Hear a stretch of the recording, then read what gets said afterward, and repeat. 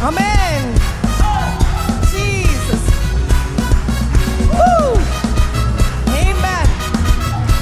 Glory.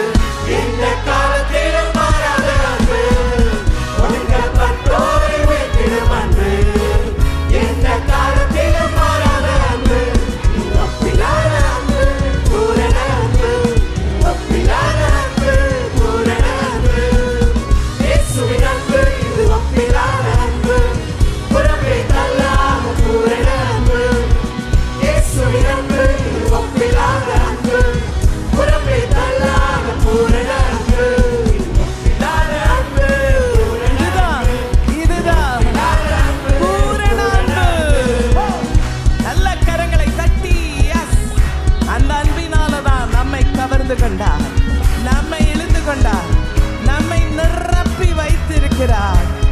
ஓ God. மனிதர்கள் மாறினாலும் மாறிடாத அன்பு, மகனாய் ஏற்றுக்கொண்ட மகா பெரிய அன்பு.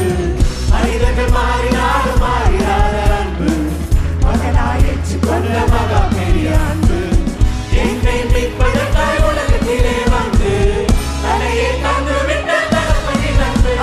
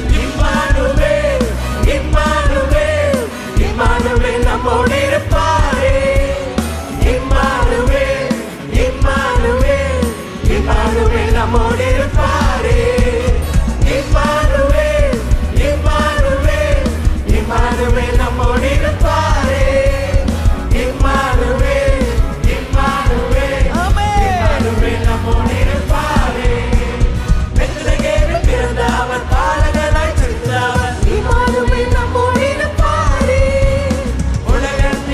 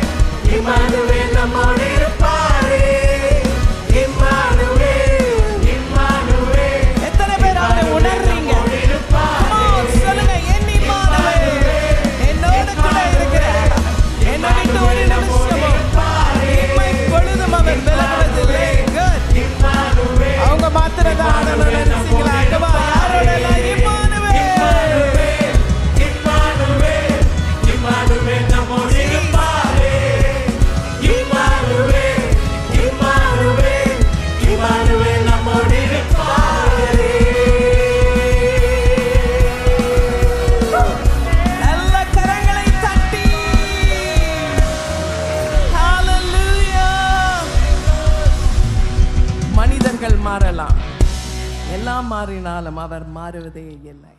கர்த்தருடைய வார்த்தைக்கு நேராக நாம் கடந்து செல்வோம். உங்களுடைய வேதாம் உங்கள் கரத்தில் இருக்கும் என்றால் லூக்கா சுவிசேஷம் 2வது அதிகாரத்தில் 8வது வசனத்திலிருந்து 20வது வசனம் வரைக்கும் இந்த காலையில் நாம் வாசிக்க நாம் கேட்போம்.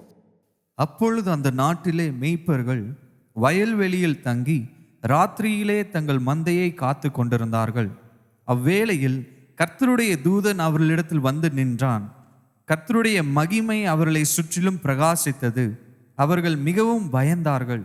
தேவதூதன் அவர்களை நோக்கி, பயப்படாதிருங்கள், இதோ எல்லா ஜனத்துக்கும் மிகுந்த சந்தோஷத்தை உண்டாக்கும் நற்செய்தியை உங்களுக்கு அறிவிக்கிறேன்.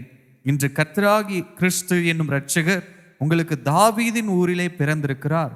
பிள்ளையை துணிகளில் சுற்றி முன்னணையில் கிடத்தியிருக்க காண்பீர்கள். இதுவே உங்களுக்கு அடையாளம் என்றான். அந்த க்ஷணமே பரமசேனையின் திரள் அந்த தூதனுடனே தோன்றி, உன்னதத்தில் இருக்கிற தேவனுக்கு மகிமையும் பூமியிலே சமாதானமும் மனுஷர் மேல் பிரியமும் உண்டாவதாக என்று சொல்லி தேவனை துதித்தார்கள். தேவதூதர்கள் அவர்களை விட்டு பரலோகத்துக்கு போன பின்பு மேய்ப்பர்கள் ஒருவரை ஒருவர் நோக்கி, நாம் பெத்லகேம் ஊருக்கு போய் நடந்ததாக கர்த்தரால் நமக்கு அறிவிக்கப்பட்ட இந்த காரியத்தை பார்ப்போம் வாருங்கள் என்று சொல்லி தீவிரமாய் வந்து மரியாளையும் யோசேப்பையும் முன்னணியிலே கிடத்தியிருக்கிற பிள்ளையையும் கண்டார்கள். கண்டு அந்த பிள்ளையை குறித்து தங்களுக்கு சொல்லப்பட்ட சங்கதியை பிரசித்தம் பண்ணினார்கள். மேய்ப்பராலே தங்களுக்கு சொல்லப்பட்டதை கேட்ட யாவரும் அவைகளை குறித்து ஆச்சரியப்பட்டார்கள். மரியாளோ அந்த சங்கதிகளை எல்லாம் தன் இருதயத்திலே வைத்து சிந்தனை பண்ணினாள். மேய்ப்பர்களும் தங்களுக்கு சொல்லப்பட்டதின்படியே கேட்டு கண்ட எல்லாவற்றுக்காகவும் தேவனை மகிமைப்படுத்தி துதித்து கொண்டு திரும்பி போனார்கள். கர்த்தருடைய வார்த்தைக்கு ஒரு ஆமென் சொல்லலாங்களா? ஆண்டவராகிய இயேசு கிறிஸ்துவின் பிறப்பு ஒரு சாதாரணமான சம்பவம் அல்ல. ஆண்டவருடைய வார்த்தையில நாம் வாசிக்கும் பொழுது, உலகத்தின் தோற்றத்திற்கு முன்பதாகவே பிதாவாகிய தேவன் தம்முடைய ஒரே பேரான குமாரனை உலகத்தின் பாவத்தின் மீட்பிற்காக அனுப்புவேன் என்று தீர்மானித்திருந்தார். ஆகையால் இந்த வசன பகுதியை நாம் வாசிக்கும் பொழுது நமக்குள் எழும்பக்கூடிய கேள்வி, இவ்வளோ பெரிய ஒரு பிரமாண்டமான ஒரு சம்பவத்திற்கு தேவதூதர்கள், பரலோகத்தின் தேவதூதர்கள் அவர்கள் அந்த நற்செய்தியை அறிவிக்கும் பொழுது இப்படிப்பட்ட ஒரு சாதாரணமான அற்பமான மேய்ப்பர்களுக்கு இப்படிப்பட்ட ஒரு அற்புதமான செய்தியை அவர்கள் அறிவித்தார்களே, ஏன் ஆண்டவர் இவ்வளோ ஒரு அற்புதமான ஒரு காரியம், உலகத்தின் தோற்றத்திற்கு முன்பதாகவே திட்டம் செய்திருந்த ஒரு காரியத்தை இன்னும் பிரபலமான இன்னும் முக்கியமான ஒரு ஜனக்கூட்டத்திற்கு இந்த முக்கிய பிறப்பின் அறிவிப்பை தந்திருக்கலாமே என்று நாம் ஒருவேளை இந்த வசன பகுதியை வாசிக்கும் பொழுது இந்த கேள்வி நம்முடைய இருதயத்தில் எழும்பலாம். இன்றைக்கு ஒரு குழந்தை பிறப்பதற்கு முன்பதாக அநேக ஆயத்தங்கள் செய்யப்படுகின்றது. குழந்தை பிறப்பதற்கு முன்பதாகவே கர்ப்பமான உடனே அநேக நேரத்தில் எந்த ஆஸ்பத்திரியில் குழந்தை பிறக்கணும் என்று பெற்றோர்கள் தீர்மானம் செய்கின்றார்கள். உடனடியாக அந்த ஆஸ்பத்திரிக்கு போகின்றார்கள். முதல் ஃபஸ்ட்டு செக்கப் நடக்கின்றது, 2வது செக்கப் நடக்கின்றது, 1 ஸ்கேன், 2 ஸ்கேன், 3 ஸ்கேன் என்று நம்ம அந்த டாக்டரை போய் பார்க்கும் பொழுதே நமக்கு ஏற்கனவே அந்த டியூ டேட்டை சொல்லிடுறாங்க, எத்தனாம் தேதிக்குள்ளே இந்த குழந்தை வரும் என்று ஒரு எதிர்பார்ப்பு இருக்கின்றது. அநேக காரியங்களை நாம் ஆயத்தப்படுத்துகின்றோம். ஒரு குழந்தையின் பிறப்பிற்காக அநேக காரியங்களை நாம் ஆயத்தப்படுகின்றோம். அதுவும் குழந்தை பிறப்பதற்கு அந்த டியூ டேட்டுக்கு ஒரு வாரத்திற்கு முன்பதாகவே ஆஸ்பத்திரியில் போய் அட்மிட் ஆகி குழந்தையின் வருகைக்காக அவளோடு கூட தாயும் தகப்பனும் காத்து கொண்டிருக்கின்றார். ஆனால் இந்த சம்பவத்தில் நாம் வாசிக்கும் பொழுது மரியாளும் யோசேப்பும் அப்படிப்பட்ட ஆயத்தங்களை செய்தது போல காணப்படவில்லை. அவளுக்கு முதலாவது இன்றைக்கு நமக்குள்ள நவீன இந்த மருத்துவ காரியங்கள் அவர்களுக்கு இருந்திருக்காது. அவர்களுக்கு என்னைக்கு குழந்தை பிறக்கும் என்று தெரிந்திருக்குமான்றதே கேள்வி. ஆகையால் அவர்கள் தங்களுடைய வாழ்க்கையில இப்படிப்பட்ட ஒரு அற்புத குழந்தையை அவர்கள் அந்த குழந்தை வருவதற்கு முன்பதாக செய்த ஆயத்தங்கள் குறைந்த ஆயத்தங்கள் தான். அதுவும் லூக்கா 2வது அதிகாரத்தில் நீங்கள் வாசிக்கும் பொழுது நமக்கு என்ன, ஒரு ஆஸ்பத்திரி அவங்களுக்கு மாத்திரம் கிடைக்கல, ஒரு வீடு கூட கிடைக்கல.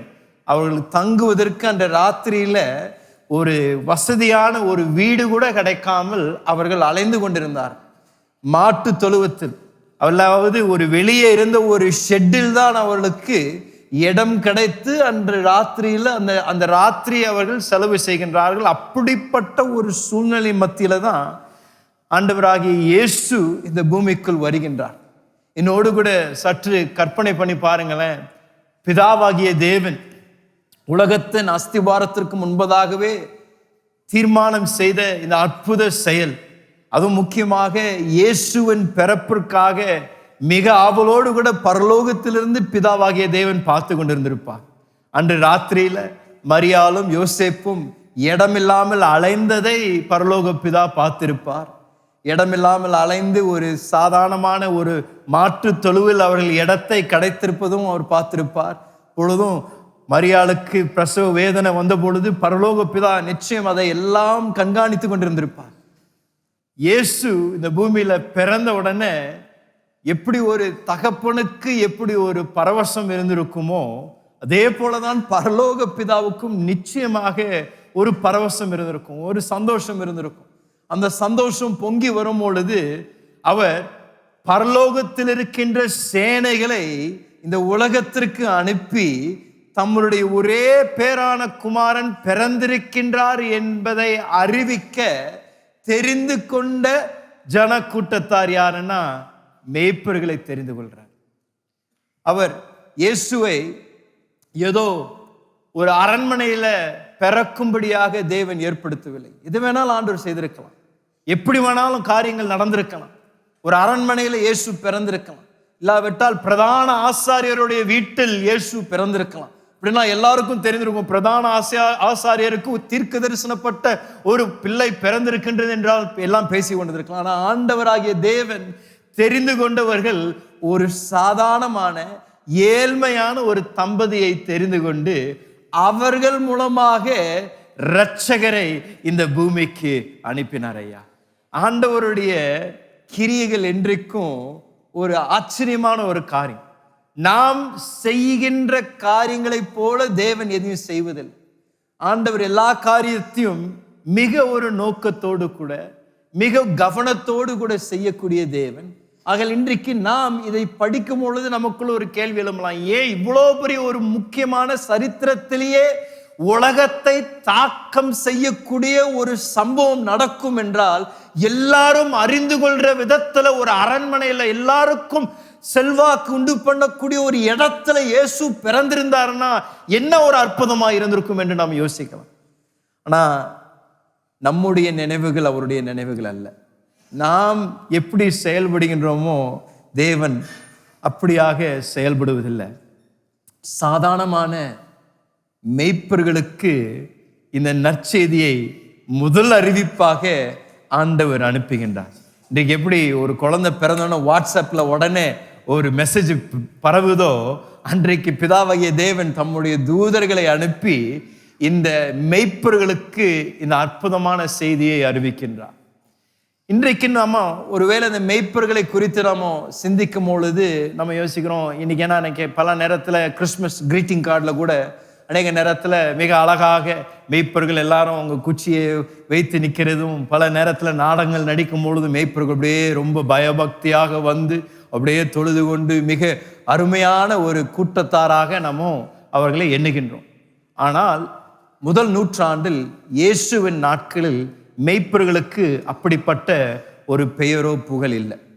மேய்ப்பர்கள் அன்றைக்கு இஸ்ரேல் தேசத்திலும் சரி ரோம நாட்டிலையும் சரி ஒரு புறக்கணிக்கப்பட்ட ஒரு ஜன கூட்டத்தாராக இருந்தார்கள், ஒரு தள்ளப்பட்டவர்களாக இருந்தார்கள். யாரும் மேய்ப்பர்களை நம்ப மாட்டார்கள். இரவும் பகலும் வேலை செய்கின்றவர்கள். அவர்கள் அந்த தெருவின் வழியாக வந்தார்களாவே எல்லாரும் கதவை பூட்டிக் கொள்வார்கள். ஏன்னா ஏதாவது திருடு போயிடும், ஏதாவது நடந்துடும், இவங்க வராங்க, இவங்க போறக்குள்ள ஏதாவது ஒன்று தூக்கிட்டு போயிடுவாங்க என்று மெய்ப்பர்கள் யாராலும் மதிக்கப்படாத ஒரு கூட்டத்தாராக இருந்தார். ஒரு புறக்கணிக்கப்பட்ட ஒரு கூட்டத்தாராக இருந்தார்கள், மதிக்கப்படாதவர்களாக இருந்தார்கள். இப்படிப்பட்ட ஒரு கூட்டத்தாருக்கு ஆண்டவர் பரலோக சேனையின் தேவ தூதர்களை அனுப்பி இவர்களுக்கென்றே என்ன ஒரு ஆச்சரியமான காரியம்னா ஒரு பிரைவேட் கான்சர்ட் ஆண்டவர் தரார். என்னங்க கான்சர்ட். அப்படின்னா இன்னைக்கு எல்லாரும் எவ்வளோ காசு பணம் செலவு செய்து ஒரு பெரிய கான்சர்ட்டை போய் பார்க்க போறாங்களோ, அன்றைக்கு 2000 வருடங்களுக்கு முன்பதாக யோசிச்சு பாருங்க, இதற்கு தேவதூதர்கள் எவ்வளோ நாள் பிராக்டிஸ் செய்திருப்பாங்க. இன்றைக்கு நம்ம ஸ்டேஜில் ஏறி நின்று ஒரு காரியத்தை செய்யணும்னா எவ்வளோ ராவும் பகலுமாக எல்லாரும் பயிற்சி செய்கிறாங்க. அன்றைக்கு தேவதூதர்கள் தேவகுமாரனை அறிவிக்கும்படியாக பாட தெரிந்து கொள்ளப்பட்ட சேனை எவ்வளோ தூரம் அவர்கள் பிராக்டிஸ் செய்திருப்பார்கள். அவர்கள் அந்த விசேஷித்த அந்த பாடலை பாடும் பொழுது யாருக்கு பாடினாங்க? மேய்ப்பர்களுக்கு பாடினாங்க. புறக்கணிக்கப்பட்டவர்கள், தள்ளப்பட்டவர்கள், யாராலும் மதிக்கப்படாத ஒரு கூட்டத்தாருக்கு ஆண்டவர் தேவ தூதர்களை அனுப்பி இப்படிப்பட்ட ஒரு நற்செய்தியை தேவன் அறிவிக்கின்றார். என்ன ஒரு ஆச்சரியமான ஒரு காரியங்க. இதிலிருந்து நான் சொன்ன மாதிரி எதுவும் ஆண்டவர் தற்செயலாக செய்வதில்லை. நாம் கவனிக்க வேண்டியது, ஏன் பரலோக பிதா மெய்ப்பர்களுக்கு இப்படிப்பட்ட ஒரு காட்சியை கொடுத்து, இப்படிப்பட்ட ஒரு மிகப்பெரிய ஒரு ஸ்லாக்கியத்தை தந்து, இயேசுவின் பிறப்பை மற்றவர்களுக்கு அறிவிக்கும் அந்த ஒரு அற்புதமான ஒரு பொறுப்பை ஏன் மெய்ப்பர்களுக்கு பரலோக பிதா தந்தார்? 2 காரணங்களை நான் சொல்ல விரும்புகிறேன் இதற்கு. முதலாவது காரணம், இவர்களை தெரிந்து கொண்ட நோக்கம், ஆண்டவர் இன்றைக்கும் நாம் எல்லாரும் அறிந்து கொள்வதற்காக ஆண்டவர் அவளை தெரிந்து கொண்டார்கள். ஏன் ஆண்டவர் அவளை தெரிந்து கொண்டாருன்னா, ஆண்டவராகிய இயேசு இந்த பூமிக்கு வந்த மிகப்பெரிய ஒரு நோக்கம், தரித்திரர்கள், தேவை உள்ளவர்கள், புறக்கணிக்கப்பட்டவர்களை சந்திக்கும்படியாக, அவளுடைய வாழ்க்கையை மாற்றும்படியாக தான் இயேசு இந்த பூமிக்கு வந்தாருங்க. ஆண்டவராகிய இயேசு இந்த பூமிக்கு வந்த ஒரு பிரதான நோக்கம், இப்படிப்பட்ட எல்லாராலும் மறக்கப்பட்ட, எல்லாராலும் புறக்கணிக்கப்பட்ட ஜன கூட்டத்தாரை சந்தித்து அவர்களுடைய வாழ்க்கையை திருப்பும்படியாக இயேசு இந்த பூமிக்கு வந்தார். ஆகையால் தான் பரலோக பிதா அன்றைக்கு தெரிந்து கொண்ட முதல் ஜன கூட்டத்தார் மெய்ப்பர்களாக இருந்தார்கள். ஏனால் நீங்களும் நானும் வாசிக்கும் பொழுது ஆண்டவர் சொல்றாரு, அவர்களுக்கே நான் அவ்வளவு முக்கியத்துவம் கொடுத்து என்னுடைய மகனுடைய பிறப்பின் செய்தியை நான் அறிவிப்பேன் என்றால், உனக்காக தான்ப்பா இயேசு வந்தாரு, உன்னை தூக்கும்படியாக தான் இயேசு வந்தார், உன்னுடைய சூழ்நிலையை மாற்றும்படியாக தான் இயேசு வந்தார். ஆவியில் ஏழ்மை உள்ளவர்கள், தரித்திரர், புறக்கணிக்கப்பட்டவர்களுக்காக இயேசு இந்த பூமிக்கு வந்தார். ஆண்டவர் இந்த முதல் அறிவிப்பை தேவ ஆலயத்தில் கூடியிருந்த பல மிக என்ன சொல்றது ஆவிக்குரிய நபர்களுக்கு அப்படிப்பட்ட ஒரு அறிவிப்பை தந்திருக்கலாம். இல்லாவிட்டால் அன்றைக்கு இருந்த அந்த பட்டணத்துடைய மிக முக்கியமான அரசியல்வாதிக்கு இப்படிப்பட்ட ஒரு நல்ல ஒரு செய்தியை அறிவிக்கும்படியாக தேவ தூதர்களை அனுப்பியிருக்கலாம். ஆனால் தேவன் தெரிந்து கொண்டவர்கள் சீஷர்களை, மேய்ப்பர்களை தேவன் தெரிந்து கொண்டு, ஆண்டவர் நம்மை அதன் மூலமாக அவருடைய நற்செய்தியில் ஆண்டவர் சேர்த்து கொள்ளணும் என்று அப்படிப்பட்டவர்களை தெரிந்து கொண்டார். ஆண்டவர் கூட அவருடைய ஊழியத்தை செய்யும் பொழுது, அவர் எழும்பி நின்று பிரசங்கம் செய்த பொழுது அவர் வாசித்த ஒரு மிக முக்கியமான வேத வசன பகுதி லூக்காவில் குறிக்கப்பட்டிருக்கிறது. 4வது அதிகாரத்தில் வாசிங்களே, அந்த 18வது வசனம் 19வது வசனத்திலையும் ஆண்டவராகிய இயேசு அன்றைக்கு அந்த தேவ ஆலயத்தில் எழும்பி தேவ வசனத்தை, தீர்க்க தரிசன வார்த்தையை அவர் வாசித்த பொழுது அவருடைய நோக்கத்தை மீண்டும் தெளிவுபடுத்துகின்றார். ஆண்டவர் சொல்லக்கூடிய வார்த்தை, கர்த்தருடைய ஆவியானவர் என் மேல் இருக்கிறார், தரித்திரருக்கு சுவிசேஷத்தை பிரசங்கிக்கும்படி என்னை அபிஷேகம் பண்ணினார், இருதயம் நறுங்குண்டவர்களை குணமாக்கவும், சிறைப்பட்டவர்களுக்கு விடுதலையும், குருடருக்கு பார்வையும் பிரசித்தப்படுத்தவும், நொறுங்குண்டவர்களை விடுதலையாக்கவும், கர்த்தருடைய அனுக்கிரக வருஷத்தை பிரசித்தப்படுத்தவும் என்னை அனுப்பினார் என்று எழுதியிருக்கிற இடத்தை அவர் கண்டு. இயேசு இந்த வசனத்தை வாசித்த பின்பதாக அவர் சொல்றார், இன்றைக்கு இந்த வசனங்கள் நிறைவேற்றப்பட்டு இருக்கின்றது என்று சொல்கின்றார். அப்படின்னா ஆண்டவர் அன்றைக்கு எல்லாரும் கேட்கும்படியாக அவருடைய ஊழியத்தின் நோக்கத்தை தெளிவுபடுத்துகின்றார். சொல்றாரு, நான் வந்திருக்கின்ற நோக்கம் தேவை உள்ளவர்களுக்காக, தரித்திரத்தில் இருக்கின்றவர்கள், அடிமைதனத்தில் இருக்கின்றவர்கள், சாத்தானால கீழ்ப்படுத்தி வைக்கப்பட்டிருக்கின்ற ஜன கூட்டத்தாரை அவர்களுடைய சிறையிருப்பிலிருந்து விடுவிக்கும்படியாக, அவளுக்கு விடுதலை தரும்படியாக, அவளுக்கு நம்பிக்கை தரும்படியாக நான் இந்த பூமிக்கு அனுப்பப்பட்டிருக்கின்றேன். இன்றைக்கு ஒருவேளை உங்களுடைய வாழ்க்கையில இப்படிப்பட்ட அனுபவங்கள் வழியாக நீங்கள் கடந்து போய் கொண்டிருந்தீங்கன்னா, இன்றைக்கு இந்த வசன பகுதியிலிருந்து உங்களுக்கு நம்பிக்கை உண்டுங்க ஐயா. ஒருவேளை நீங்கள் மறக்கப்பட்டிருக்கலாம், ஒருவேளை புறக்கணிக்கப்பட்டிருக்கலாம், தவறாக நடத்தப்பட்டிருக்கலாம், எல்லாரும் உங்களை கைவிட்டிருக்கலாம். நீங்க ஒருவேளை நம்பிக்கை இழந்த ஒரு சூழ்நிலையில இந்த காலையில் இந்த இடத்தில் நீங்கள் அமர்ந்து கொண்டிருக்கலாம்.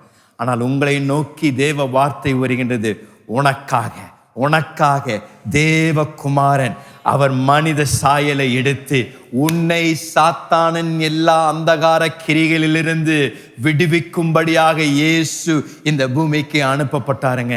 உங்களுக்கும் எனக்கும் இருக்கக்கூடிய நம்பிக்கை, இயேசு வந்ததால் எனக்கு ஜீவன் உண்டு, இயேசு வந்ததால் எனக்கு நம்பிக்கை உண்டு, இயேசு வந்ததால் நான் அடிமைதனத்தில் நான் வாழணும் என்று அவசியம் இல்லை, இயேசு வந்ததால் நான் புறக்கணிக்கப்பட்ட ஒரு வாழ்க்கை வாழ தேவையில்லையா, இயேசு வந்ததால் நான் தெரிந்து கொள்ளப்பட்டேன், இயேசு வந்ததால் நான் ஆண்டவருடைய ராஜ்யத்தில் ஒரு நபராக நான் சேர்த்து கொள்ளப்பட்டிருக்கின்றேன், இயேசு வந்ததால் நான் தேவ உடைய குடும்பத்தில் ஒரு அங்கத்தினராகும்படியாக ஸ்லாக்கியத்தை தேவன் எனக்கு தந்திருக்கின்றார். அப்படிப்பட்ட எல்லாராலும் புறக்கணிக்கப்பட்ட அற்பமான எண்ணப்படுகின்ற ஒரு மெய்ப்பர்களை பிதாவாகிய தேவன் தெரிந்து கொண்டு அவர்களுக்கு பரலோகத்தின் சேனை அறிவிக்கின்ற அந்த செய்தியை ஆண்டவர் அவர்களுக்கு கொடுத்திருப்பார் என்றால், இன்றைக்கு உங்களுக்கும் எனக்கும் ஒரு அற்புத ஒரு நம்பிக்கை உண்டையா. இங்கே அமர்ந்திருக்கின்ற ஒருவரும் ஆண்டவரால் மறக்கப்படவில்லை. இங்கே இருக்கின்ற ஒருவரும் ஆண்டவருடைய பார்வையில நீங்கள் புறக்கணிக்கப்பட்டவர்கள் அல்ல. ஒருவேளை சமுதாயம் உங்களை புறக்கணித்திருக்கலாம், தவறாக நடத்திருக்கலாம், ஆனா தேவன் உங்களுக்காகவே தம்முடைய ஒரே பேரான குமாரனாகிய இயேசுவை அனுப்பி உங்களை சேற்றிலிருந்து தூக்கி, பள்ளத்திலிருந்து தூக்கி, நம்பிக்கை இல்லாத இடத்திலிருந்து உங்களை தூக்கி உங்களுக்கு ஒரு நம்பிக்கை உண்டாகும்படியாக இயேசு இந்த பூமிக்கு வந்தார் ஐயா. உங்கள் வாழ்க்கையை மாற்றுவதற்காக இயேசு வந்தார். ஆண்டவர் எப்படிப்பட்ட மேய்ப்பர்களை சந்தித்தார் என்பதையும் கவனிப்பது சற்று அவசியம். ஏன்னால் அந்த வசனத்தை மீண்டும் வாசிக்கலாம். 2ஆம் அதிகாரத்தில் 8வது வசனத்திலிருந்து 11ஆம் வசனம் வரைக்கும் வாசிங்களேன் மீண்டும் ஒரு முறை. அப்பொழுது அந்த நாட்டிலே மேய்ப்பர்கள் வயல்வெளியிலே தங்கி ராத்திரியிலே தங்கள் மந்தையை காத்து கொண்டிருந்தார்கள். அவ்வேளையில் கர்த்தருடைய தூதன் அவர்களிடத்தில் வந்து நின்றான். கர்த்தருடைய மகிமை அவர்களை சுற்றிலும் பிரகாசித்தது. அவர்கள் மிகவும் பயந்தார்கள். தேவதூதன் அவர்களை நோக்கி, பயப்படாதிருங்கள், இதோ எல்லா ஜனத்துக்கும் மிகுந்த சந்தோஷத்தை உண்டாக்கும் நற்செய்தியை உங்களுக்கு அறிவிக்கிறேன். இன்று கர்த்தராகிய கிறிஸ்து என்னும் இரட்சகர் உங்களுக்கு தாவீதின் ஊரிலே பிறந்திருக்கிறார். இங்க நீங்க இந்த வசனத்தை கவனித்தீங்கன்னா, ராத்திரியில இந்த மேய்ப்பர்கள் ஆடுகளை மேய்த்து கொண்டிருந்த பொழுது, கவனித்து கொண்டிருந்த பொழுது, திடீரென்று வானங்கள் திறக்கப்பட்டு தேவதூதர்கள் சேனையாக அவளுக்கு காட்சி அளித்து இயேசுவின் பிறப்பை அவர்கள் அறிவிக்கின்றார். அன்றைக்கு யூதாவில், பெத்லஹேமில், எருசலேமில் அநேக தேவ வார்த்தையின் பண்டிதர்கள் இருந்தார்கள். தேவ வார்த்தைகளை ஆராய்ந்து மேசியாவின் வருகைக்காக ஆவலோடு காத்து கொண்டிருந்த அநேகர் இருந்தார்கள். பல ஆசாரியர்கள், தேவ ஆலயத்தில் ஊழியம் செய்து கொண்டிருந்த பல பரிசேயர்கள், சதுசேயர்கள், தேவனுடைய குமாரன் எப்பொழுது வருவார் என்று ஆவலோடு காத்து கொண்டிருந்தார்கள், ஜெபித்து கொண்டிருந்தார்கள். அதற்காக அவர்கள் மன்றாடி கொண்டிருந்தார்கள். அப்படிப்பட்டவர்களுக்கு ஆண்டவர் இந்த நற்செய்தியை தரவில்லை. சாதாரணமான மேய்ப்பர்கள் அவருடைய வேலையை செய்து கொண்டிருந்தார்கள். அன்று ராத்திரி ஏதோ ஒரு விசேஷம் இல்லை, ஏதோ ஒரு ஜெப கூட்டத்தில் அவங்க அமர்ந்து ஏதோ ஜெபித்து கொண்டு இல்லை, அவங்க சாதாரணமாக வேலை செய்து கொண்டிருந்தாங்க ஐயா. அவங்களுடைய பொழப்ப அவங்க செய்து கொண்டிருந்தாங்க. அவர்கள் எந்த விதத்திலையும் மேசியாவின் வருகைக்காக அவள் காத்து கொண்டிருந்த ஒரு கூட்டம் என்று எங்கேயும் நம்ம வாசிக்கல. அவங்களுடைய வேலையை செய்து கொண்டிருந்த இப்படிப்பட்ட ஜன கூட்டத்தாரை தேடி ஆண்டவர் ஒரு சேனையை அனுப்புகின்றார், ஒரு பரலோக சேனையை அனுப்புகின்றார். அப்படி என்றால் தேவன் என்னத்தை நமக்கு தெரிவிக்கின்றார் என்றால், நான் உங்களை தேடி வந்த தேவன், நான் உங்களை இருக்கும் இடத்தில் சந்திக்கும் தேவன், நான் உங்களை இருக்கும் சூழ்நிலையில் சந்திக்கின்ற தேவன். நீங்கள் இப்பொழுது தனிமைத்துவத்தில் நீங்கள் வாழ்ந்து கொண்டிருந்தீங்கன்னா அந்த தனிமைத்துவத்தில் ஆண்டவர் உங்களை சந்திப்பார் ஐயா. ஒருவேளை நீங்கள் ஒரு வேதனையில் இருக்கிறீங்களா, அந்த வேதனையில் தேவன் உங்களை சந்திப்பார். நொறுக்கப்பட்ட ஒரு அனுபவத்தில் இருக்கிறீங்களா, அந்த நொறுக்கப்பட்ட அனுபவத்தின் மத்தியில தேவன் உங்களை சந்திக்கின்ற தேவனாய் இருக்கின்றார். ஒருவேளை தேவனை தேடாமல் இருந்தாலும் தேவன் உங்களை தேடி வந்து உங்களுக்கு நம்பிக்கை உண்டாகும்படியாக தேவன் உங்கள் வாழ்க்கையில் கிரியை செய்கின்ற தேவனாய் இருக்கின்றார். இதுதாங்க நம்முடைய இரட்சகருடைய அற்புதமான செயல் என்று நான் சொல்லுவேன். நாம் அவரை தேடி போகவில்லையா, அவர் நம்மை தேடி வந்த தேவனையா.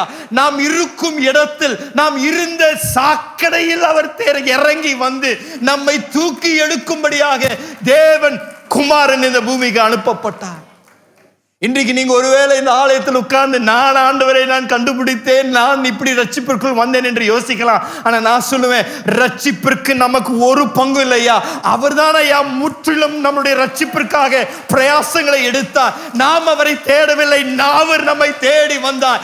அவர் தேவன் என்று அறியாமல் இருக்கும் பொழுது, நாம் பாவிகளாய் இருக்கும் பொழுது நமக்காக சிலுவை மரணத்தை ஏற்றுக்கொண்ட இயேசு இன்றைக்கும் உங்களை தேடி வருகின்ற தேவனாய் இருக்கின்றார். நீங்கள் இருக்கும் இடத்தில், இருக்கும் சூழ்நிலையில் மத்தியில் தேவன் வந்து உங்களை சந்தித்து உங்களுக்கு நம்பிக்கை தரக்கூடிய இரட்சகர் அவரை. இன்றைக்கு யாருமே இந்த இடத்தில் தற்செயலாக உட்காரவில்லை. நம்முடைய பிரயாசங்கள் மட்டும் இல்லை, நம்மை நேசிக்கின்ற ஒரு பரலோக பிதா ஒரு உண்டு. அவர் நம்மை அதிகம் நேசிக்கின்றபடியால் நாம் இந்த பூமியில பிறக்கிறதுக்கு முன்பதாகவே, நம்முடைய பெற்றோர்கள் நமக்கு பெயரை கொடுப்பதற்கு முன்பதாக நம்மை பெயர் சொல்லி அழைத்த ஒரு தேவன் இருப்பார் என்றால் நம்முடைய பரலோக தேவன் ஐயா. உங்களுடைய பெற்றோர்கள் உங்களுக்கு பெயர் சூட்டுவதற்கு முன்பதாகவே, தாயின் வயிற்றில் இருக்கும் பொழுது உங்களை அறிந்து, நீங்கள் பிறந்த முதல் நிமிடத்திலிருந்து உங்களை பின்தொடரி அவருடைய அன்பை வெளிப்படுத்துகின்ற ஒரு தேவன் இருப்பார் என்றால் நீங்களும் நானும் ஆராதிக்கின்ற நம்முடைய பரலோக பிதாவாகிய தேவன் தான் ஐயா. இப்படிப்பட்ட அன்பு இந்த உலகம் கண்டதில்லை, இனியும் காணாது. இந்த அன்பு நம்மை பின்தொடருகின்ற ஒரு அன்பாய் இருக்கின்றது. ஆண்டவரை தேடக்கூடிய ஜனக்கூட்டம் இல்லையா, சொந்த வேலையை செய்து கொண்டிருந்தார்கள். அவர்களுக்கு தேவன் இந்த நற்செய்தியை அனுப்பி நம்பிக்கை தேவன் அவர்களுக்கு தருகின்றதை நாம் பார்க்கின்றோம். இரண்டாவது, ஏன் ஆண்டவர் மேய்ப்பர்களை தெரிந்து கொண்டார் என்றால், இயேசுவின் ஊழியமும் மேய்ப்பனின் ஊழியமாய் இருக்கும். ஆகையால் தான் மேய்ப்பர்களை ஆண்டவர் தெரிந்து கொண்டு அது ஒரு முன்மாதிரியாக நிறுத்தி தேவன் வைத்தார். இஸ்ரவேலுடைய சரித்திரத்தை நீங்கள் வாசித்தீர்கள் என்றால், யூதர்களுடைய சரித்திரத்தை நீங்கள் வாசித்தீர்கள் என்றால், மேய்ப்பர்கள் மிக பிரபலமானவர்கள் இஸ்ரவேல் தேசத்தின் சரித்திரத்தில். அப்படின்னா ஆதி ஆமத்திலே முதலாவது ஆண்டவரை ஆராதித்தவன் ஒரு மேய்ப்பன் தான், ஆபேல். ஆபேல் ஒரு மேய்ப்பனாக இருந்ததான் அவனுக்கு உண்டான முதல் பலனை கொண்டு வந்து ஆண்டவருக்கு அவன் பலியாக செலுத்தி ஆண்டவரை ஆராதிக்கிறான். மோசே 40 வருடங்களாக என்னவா இருந்தாருங்க? மெய்ப்பனாய் இருந்தார். மெய்ப்பனாய் இருந்த மோசேவை ஆண்டவர் தம்முடைய மந்தையாய் இருக்கின்ற இஸ்ரவேல் ஜனங்களை நடத்தும்படியாக தெரிந்து கொள்றார். அதற்கு பின்புதான் நீங்க பார்த்தீங்கன்னா தாவீது, அவன் என்ன வேலை செய்து கொண்டிருந்த பொழுது அழைப்பு அவனை நோக்கி வந்ததுங்க? ஆடுகளை மேய்த்து கொண்டான். அவனும் ஒரு மெய்ப்பனாய் இருந்த பொழுதுதான் இந்த வசனத்தை வாசிங்களேன். சங்கீதம் 78வது சங்கீதம் 70வது வசனத்திலிருந்து 72வது வசனம் வரைக்கும் வாசிங்களேன். தம்முடைய தாசனாகிய தாவீதை தெரிந்து கொண்டு ஆட்டுத் தொழுவங்களில் இருந்து அவனை எடுத்தார். கரவலாடுகளின் பின்னாக திரிந்த அவனை தம்முடைய ஜனமாகிய யாக்கோபையும் தம்முடைய சுதந்திரமாகிய இஸ்ரவேலையும் மேய்ப்பதற்காக அழைத்து கொண்டு வந்தார். இவன் அவர்களை தன் இருதயத்தின் உண்மையின்படியே மேய்த்து தன் கைகளின் திறமையினால் அவர்களை நடத்தினான். மேய்ப்பன் செய்கின்ற வேலை பிதாவாகிய தேவனுக்கு ஒரு மிக பிரியமான ஒரு வேலை என்று நான் சொல்லுவேன். ஏனால் இப்படிப்பட்ட பல மெய்ப்பர்களை இஸ்ரவேலுடைய சரித்திரத்தில் நாம் பார்க்கின்றோம்.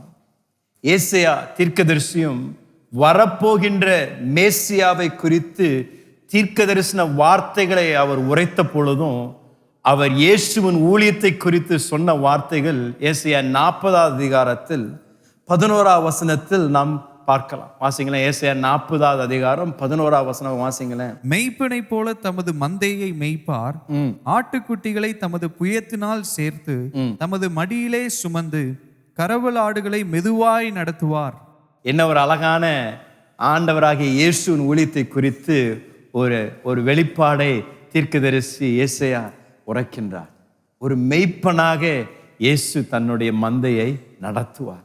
ஆண்டவராகிய இயேசு இந்த பூமிக்கு வந்த பொழுது அவர் போதித்த பொழுதும் தம்மை கூட ஒரு நல்ல மெய்ப்பன் என்று இயேசு விவரிக்கின்றார். அதையும் வாசிக்கலாமே. யோவான் வாசிக்கலாம். யோவான் 10வது அதிகாரம் 11வது வசனத்திலிருந்து 15ஆம் வசனம் வரைக்கும் வாசிங்களேன். யோவான் 10. நானே நல்ல மெய்ப்பன், நல்ல மெய்ப்பன் ஆடுகளுக்காக தன் ஜீவனை கொடுக்கிறான். மெய்ப்பனாய் இராதவனும் ஆடுகள் தனக்கு சொந்தமல்லாதவனுமான கூலியால் ஓனாய் வருகிறதை கண்டு ஆடுகளை விட்டு ஓடி போகிறான். அப்பொழுது ஓனாய் ஆடுகளை பீறி அவைகளை சிதறடிக்கும். கூலியால் கூலிக்காக வேலை செய்கிறவனாகியால் ஓடி போகிறான். ஆடுகளுக்காக அவன் கவலைப்படான். நானே நல்ல மெய்ப்பன். பிதா என்னை அறிந்திருக்கிறது போலவும் நான் பிதாவை அறிந்திருக்கிறது போலவும் நான் என்னுடையவைகளை அறிந்தும் என்னுடையவைகளால் அறியப்பட்டும் இருக்கிறேன்.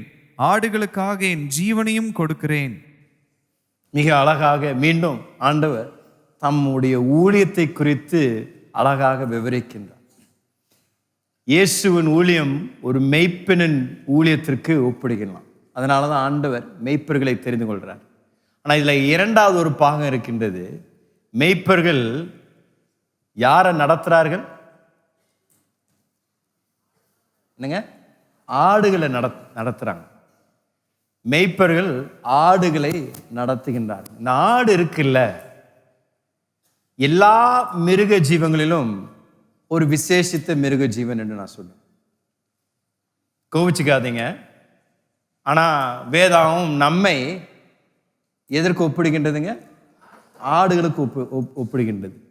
சில ஆட்டின் தன்மைகளை நான் உங்களுக்கு சொல்கிறேன். இதில் ஏதாவது உங்களுக்கு பொருத்தமாக இருக்கான்னு கொஞ்சம் யோசித்து பாருங்க. எல்லா மிருக ஜீவத்திலையும் ஆங்கிலத்தில் த மோஸ்ட் டம் அனிமல்.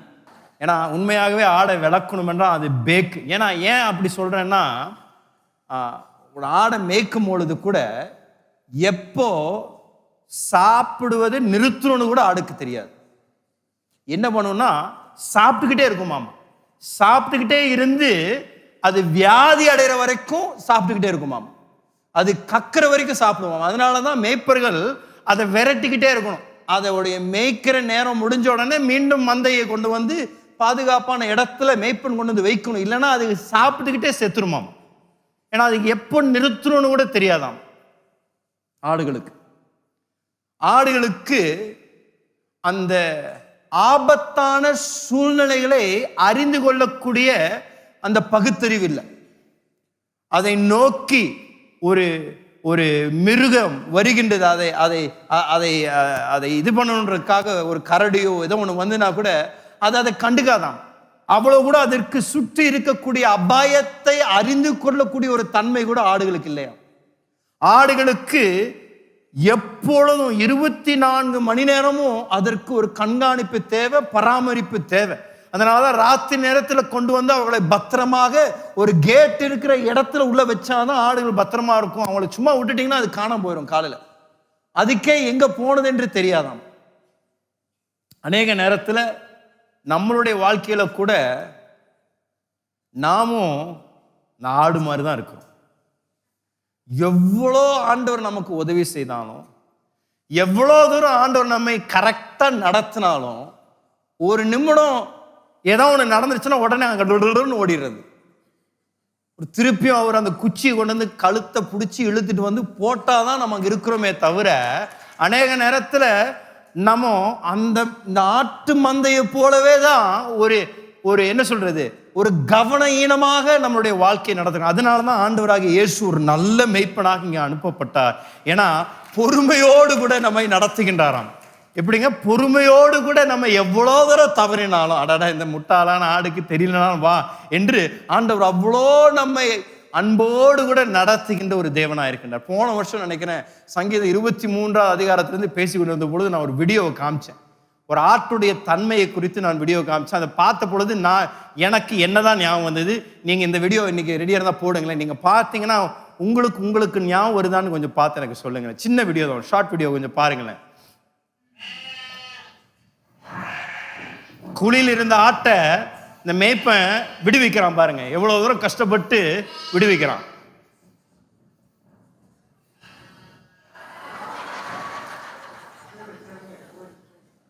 என்னங்க யாரு ஞாபகம் வருதுங்க இதை பார்த்தா? எவ்வளவு தூரம் ஆண்டவர் நம்மை விடுவித்தாலும் மீண்டும் மீண்டும் என்ன பண்றோங்க? குழியில விழுகிறோம். ஆனாலும் அட போடா அப்படின்னு சொல்லி ஆண்டவர் விடல, மீண்டும் மீண்டும் வந்து என்ன பண்றாருங்க? தூக்கி எடுக்கிறாரு. தூக்கி எடுத்து வா உன்னை நடத்துறேன், வா உன்னை பராமரிக்கிறேன் என்று இந்த நல்ல மெய்ப்பனாக இயேசுக்கு ஒரு கரந்தட்டி அவருக்கு நன்றிகளை செலுத்தலாமா? எவ்வளோ பொறுமையோடு கூட அறியாத நம்மை அவர் தெரிந்து கொண்டு, புறக்கணிக்கப்பட்ட நம்மை அவர் பிரித்தெடுத்து நமக்கு ஒரு புதிய நாமத்தை கொடுத்து, தேவன் நம்மை நடத்துவது மாத்திரமில்லை, நம்மை மிக பொறுமையோடு கூட நடத்துகின்ற நல்ல மெய்ப்பனையா. இதற்காக தான் மெய்ப்பர்களுக்கு ஆண்டவர் முதல் செய்தியை தெரிவிக்கின்றார். ஏன்னா சொல்றாரு, என்னுடைய குமாரனுடைய ஊழியமும் இப்படி ஒரு மெய்ப்பனுடைய ஊழியமாக தான் இருக்கும். இந்த மந்தையை நடத்தக்கூடியது, என்னுடைய மந்தையை தேவன் நடத்தும்படியாக ஆண்டவர் தம்முடைய குமாரனை அனுப்பினார். இன்னொரு காரியத்தை சொல்லி நான் முடிக்க விரும்புகிறேன். இன்றைக்கு ராத்திரி அந்த மெய்ப்பர்கள் இந்த மந்தையை அவர்கள் பாதுகாத்து கொண்டிருந்தார்கள். நான் நினைக்கிறேன், அன்றைக்கு பாதுகாத்து கொள்ளப்பட்டிருந்த அந்த மந்தை வரக்கூடிய அந்த பஸ்கா பண்டிகையில் அடிக்கப்படுகின்ற ஆடுகளை அவர்கள் மேய்த்து கொண்டிருந்தார். என்னங்க, வரக்கூடிய இந்த பஸ்கா பண்டிகையில் அடிக்கப்பட வேண்டிய ஆடுகளை இந்த மேய்ப்பர்கள் பாதுகாத்து கொண்டிருந்தார். ஏனென்றால் ஆண்டவர் இஸ்ரவேல் ஜனங்கள் எகிப்தில் அடிமை தனத்தில் இருந்த பொழுது அவர்களை விடுதலை ஆக்குவதற்கு முன்பதான நாளில் ஆண்டவர் மோசேயின் மூலமாக ஏற்படுத்தின ஒரு மிக முக்கியமான ஒரு செயல், இஸ்ரவேல் ஜனங்களுக்கு இந்த பஸ்கா பண்டிகையை கொண்டாடும்படியாக தேவன் ஏற்படுத்தினார். இந்த பஸ்கா பண்டிகையை கொண்டாடுவதற்கு தேவன் கொடுத்த முக்கியமான வழிநடத்தல் என்னன்னா, ஒரு சிறிய ஒரு ஆடை எடுத்து அதை வெட்டி இந்த ஆட்டின் இரத்தத்தை கதவின் வாசலிலே பூசும் பொழுது, அன்று ராத்திரியில் மரணத்தின் தூதன் அவர்கள் வழியாக கடந்து போகும் பொழுது, இந்த வாசலில் அந்த ரத்தம் பூசப்பட்டிருக்கும் பொழுது மரணத்தின் தூதன் அந்த வீட்டிற்குள் பிரவேசிக்க மாட்டான். ஆகையால் இதை செய்யுங்கள் என்று இஸ்ரவேல் ஜனங்களுக்கு இந்த பஸ்கா பண்டிகையின் ஒரு ஒழுங்காக தேவன் அதை ஏற்படுத்தினார்.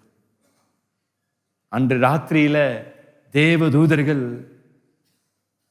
இந்த மந்தையை மேய்த்து கொண்டிருந்த மேய்ப்பர்களுக்கு இந்த நற்செய்தியை அறிவித்த பொழுது, உலகத்தின் பாவத்தை போக்கக்கூடிய ஆட்டுக்குட்டியானிய இயேசுவின் வருகையை தான் அன்றைக்கு அவர்கள் அறிவித்தார்கள். ஏனால் சீக்கிரத்தில் ஒரு நாள் வரும், இயேசுவின் பிறப்பிற்கு பின்பதாக எல்லா பாவங்களுக்காக, உலகத்தின் எல்லா பாவங்களுக்காக அடிக்கப்படுகின்ற ஒரு தேவ ஆட்டுக்குட்டியாக இயேசு இருப்பார் என்பதை பிதாவாகிய தேவன் இந்த மெய்ப்பர்களுக்கு அவர்கள் பார்த்து கொண்டிருந்த மந்தையை குறித்தும் தேவன் தீர்க்க தரிசனமாக இந்த மெய்ப்பர்களுக்கு உரைக்கின்றார்கள். இதுதான் யோவான் 1ஆம் அதிகாரத்தில் இயேசுவை யோவான் பார்த்தவுடன் அவன் சொன்ன வார்த்தைகள். 1ஆம் அதிகாரம் 29வது வசனம் நினைக்கிறேன், வாசிங்களேன். மறுநாளிலே யோவான் இயேசுவை தன்னிடத்தில் வர கண்டு, இதோ உலகத்தின் பாவத்தை சுமந்து தீர்க்கிற தேவ ஆட்டுக்குட்டி, உலகத்தின் பாவத்தை சுமக்கின்ற தேவ ஆட்டுக்குட்டி என்று அழைக்கின்றார். எதுவும் ஆண்டவர் தற்செயலாக பண்ணல. நம்ம ஒருவேளை மனித ரீதியில இந்த இயேசுவின் பிறப்பை நாம் வாசிக்கும் பொழுது, என்னடா ஆண்டவர் இவ்வளோ தூரம் ஒரு சாதாரணமான குடும்பத்திற்கு, ஏழ்மையான ஒரு குடும்பத்தில், ஏழ்மையான ஒரு சூழ்நிலையில, இப்படிப்பட்ட ஒரு ஜனக்கூட்டத்தாருக்கு ஆண்டவர் இவ்வளோ பிரயாசங்கள் எடுத்து அவருடைய குமாரனுடைய பிறப்பை அறிவித்தாரே என்று யோசிக்கலாம். ஆனால் ஒவ்வொன்றுக்கும் ஒரு நோக்கம் உண்டு. அதை வாசிக்கும் பொழுது நாம் நினைவு கூற வேண்டியது, நம்மை போல இருக்கின்ற தேவையுள்ள ஜனங்கள், தரித்திரத்தில் இருக்கக்கூடியவர்களை தேடி விடுவிக்கும்படியாக இயேசு இந்த பூமிக்கு அனுப்பப்பட்டாருங்க. அன்றைக்கு அந்த மேய்ப்பர்களை அவர்கள் வேலை செய்து கொண்டிருந்த இடத்திற்கு தேவதூதர்கள் தேடி வந்தது போல, இன்றைக்கு நம்மை தேடி வந்து இருக்கின்ற சூழ்நிலையின் மத்தியில தேவன் நம்மை சந்தித்து நமக்கு நம்பிக்கை உண்டாகும்படியாக தேவனுடைய வாழ்க்கையில செயல்படுகின்றார். இதுதாங்க இந்த அற்புதமான ஒரு நற்செய்தி. நம்ம இந்த லூக்கா 2 அதிகாரத்தில் நம்ம இந்த வசனங்களை 8வது வசனத்திலிருந்து 20வது வசனம் வரைக்கும் வாசிக்கும் பொழுது நமக்குள் ஒரு பரவசம் வரணும், நமக்குள் ஒரு சந்தோஷம் வரணும். எனக்காக தான் இந்த இரட்சகர் அனுப்பப்பட்டிருக்கின்றார், என்னை தூக்கி எடுப்பதற்காக தான் இந்த இரட்சகர் அனுப்பப்பட்டிருக்கின்றார், என் வாழ்க்கையை மாற்றுவதற்கு தான் இந்த இரட்சகர் அனுப்பப்பட்டிருக்கின்றார். இந்த காலையில் இங்கே அமர்ந்திருக்கின்ற ஒவ்வொருவரையும் ஆண்டவர் உங்களுக்காக, உங்களுடைய வாழ்க்கையை மாற்றுவதற்காக இயேசு கிறிஸ்துவை இந்த பூமிக்கு அனுப்பினார். இயேசு மேல் விசுவாசம் வைக்கின்ற யாராயிருந்தாலும், நீங்கள் எப்பேற்பட்ட ஒரு நபராக இருக்கலாம், என்ன பின்னணியிலிருந்து நீங்கள் வந்திருந்தாலும் பரவாயில்ல, எந்த மதத்தை சார்ந்திருந்தாலும் பரவாயில்ல, ஆனால் அந்த இயேசு என்ற நாமத்திற்கு மிகப்பெரிய ஒரு வல்லமை உண்டு. எல்லா நாமங்களுக்கும் மேலான நாமமாகிய இயேசுவை யாரெல்லாம் நோக்கி கூப்பிடுகின்றார்களோ அவர்களுக்கு மன்னிப்பும் நித்திய நம்பிக்கையும் ரட்சிப்பும் தரப்படும் என்று தேவ வார்த்தை சொல்லுகின்றது. அப்படின்னா இன்றைக்கு இந்த ஆராதனையில் அமர்ந்திருக்கின்ற ஒவ்வொருவரும் இந்த விலையேற பெற்ற ரட்சிப்பையும் மன்னிப்பையும் நீங்கள் உங்கள் வாழ்க்கையில நீங்கள் பெற்றுக்கொள்ளலாம். ஆண்டவர் உங்களுடைய வாழ்க்கையை மாற்றும்படியாக தான் இந்த பூமிக்கு வந்தார். இந்த மாதம் முழுவதும் இந்த அற்புதமான நற்செய்தி தான் நீங்களும் நானும் அறிவிப்பது மிக அவசியம். இந்த சம்பவத்தில் கடைசியாக பார்ப்பது, இந்த அற்புதமான செய்தியை பெற்றுக்கொண்ட மேய்ப்பர்கள் ஏதோ அப்படியே ராவெல்லாம் அங்கே கடத்தி விடலை. அந்த செய்தி கிடைத்த உடனே அவர்கள் ஒரு துடிதுடிப்போடு கூட ஓடி போய் அந்த செய்தியை எல்லாருக்கும் அவர்கள் தெரிவிக்கின்றவர்களாக இருக்கின்றார். இதுதான் நீங்களும் நானும் செய்யக்கூடிய ஒரு மிக முக்கியமான ஒரு அற்புதமான ஒரு செயல்.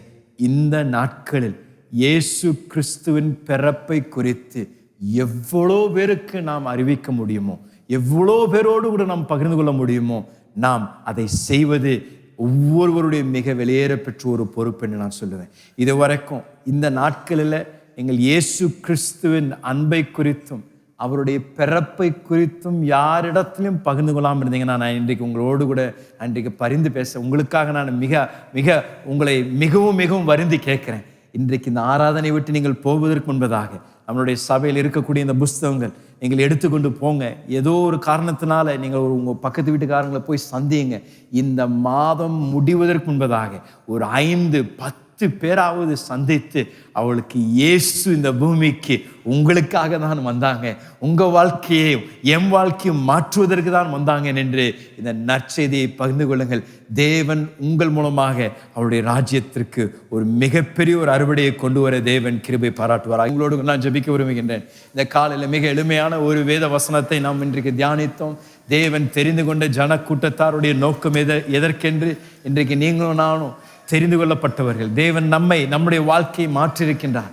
நீங்களும் நானும் செய்ய வேண்டிய மிக முக்கியமான ஒரு காரியம், நம்மை மாற்றின இந்த இயேசுடைய நற்செய்தியை எவ்வளோ பேருக்கு நாம் இதை அறிவிக்க முடியுமோ இந்த நாட்களில் அதை நாம் பகிர்ந்து கொள்வதற்கு பிரயாசப்படுவது மிக அவசியம். அவனுடைய வார்த்தைக்கு ஒரு பதிலாக அர்ப்பணித்து ஒரு ஜெபத்தை செய்து போவது ஒரு மிக அவசியமான ஒரு காரியம்.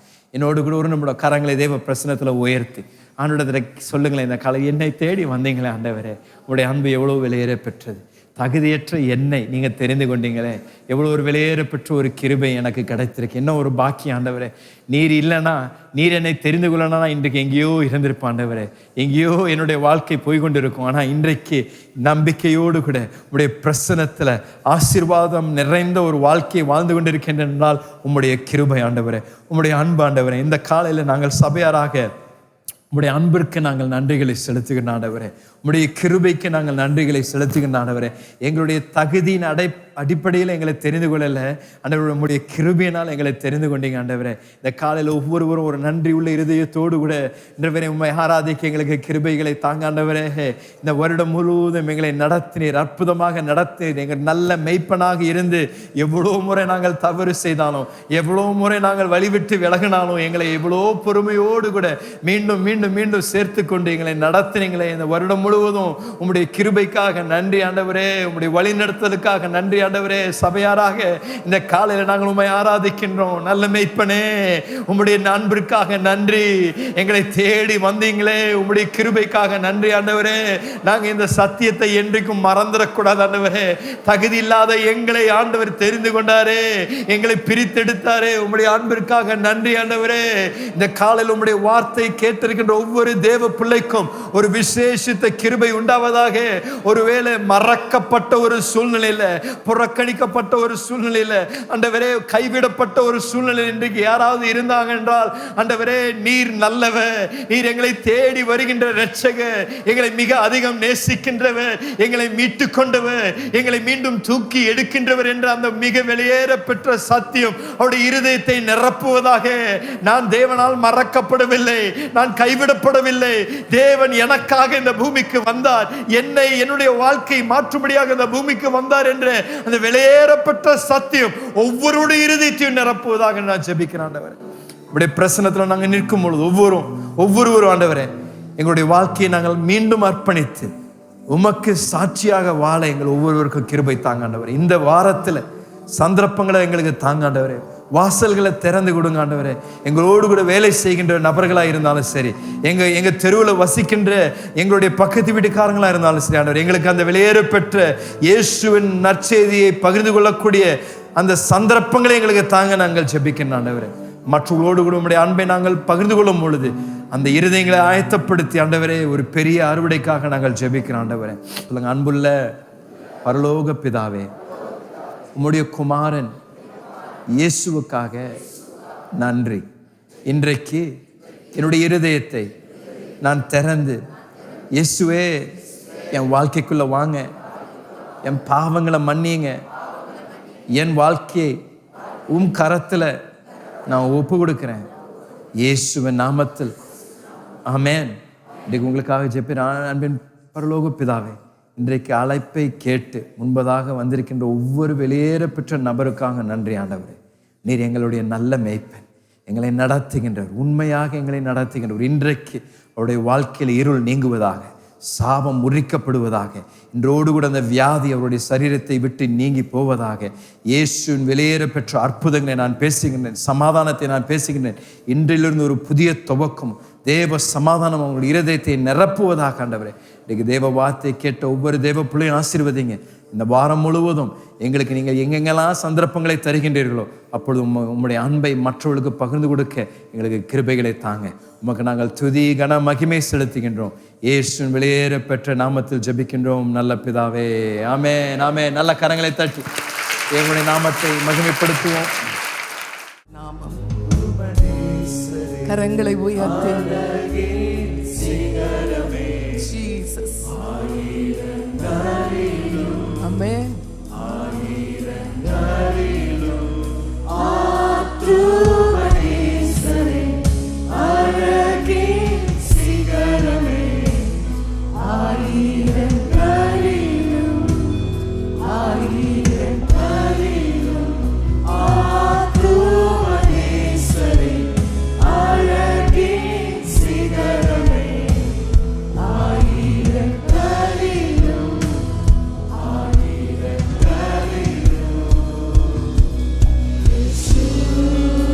நாமத்தை சொல்லுவோமா எல்லாருமே?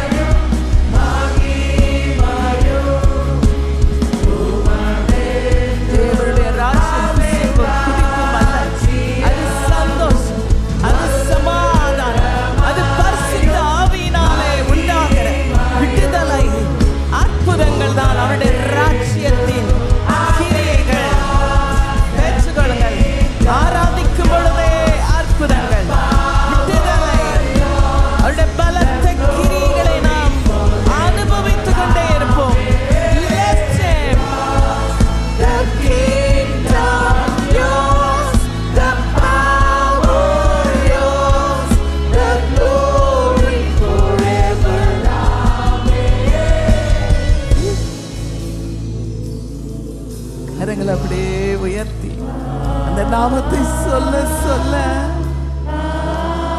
ஏதோ ஒன்று நமக்குள்ளே நடந்து கொண்டே இருக்கிறது. இயேசுதாங்க, யேசுவா. கிரேக்க பதம், எபிரேய பதங்கள், நல்ல கரங்களை உயர்த்தி எல்லார் வாயில வரட்டும்.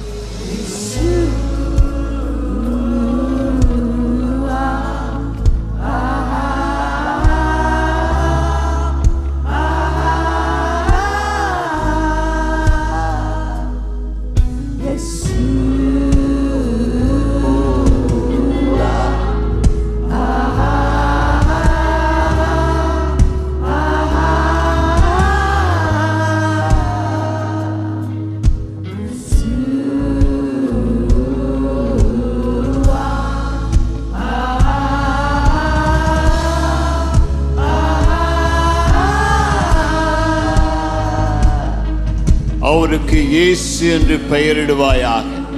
ஏனெனில் அவர் தமது ஜனங்களின் பாவத்தை நீக்கி அவளை ரட்சிப்பார் என்று தேவனுடைய வார்த்தை சொல்லுகிறது. இயேசு என்றால் ரட்சிக்கிறவர், இயேசு என்றால் விடுவிக்கிறவர், இயேசு என்றால் அற்புதங்களை செய்கிறவர், இயேசு என்றால் நமக்கு உதவி செய்கிறவர். வானத்தின் கீழே பூமியின் மேலே மனிதர் ரட்சிக்கப்படும்படியாக இயேசு கிறிஸ்துவின் நாமமே அல்லாமல் வேறொரு நாமம் கட்டளிடப்படவில்லை. இந்த காலையில கைகளை உயர்த்தி இயேசுன்னு சொல்லும் பொழுது அவருடைய பிரசனம் நமக்குள் இறங்கி வரும், அவருடைய கிருபை நமக்குள் இறங்கி வரும். அந்த வார்த்தை மாம்சமாகி நமக்குள்ளே கிருபையினால் வாசம் பண்ணினார். இந்த வார்த்தையில் வல்லமை உண்டு, இந்த வார்த்தையில் ஜீவன் உண்டு, இந்த வார்த்தையில் அற்புதம் உண்டு. நல்ல கைகளை உயர்த்தி Yeshua, Yeshua. Oh, we worship you God, we worship you God. Shabala rabala rabakabalaba, oh randana marama shakalaba. We worship that beautiful name, we worship that lovely name. Yes, Yeshua, Yeshua. Oh, Rabba Baba Ramala Rama Shaka.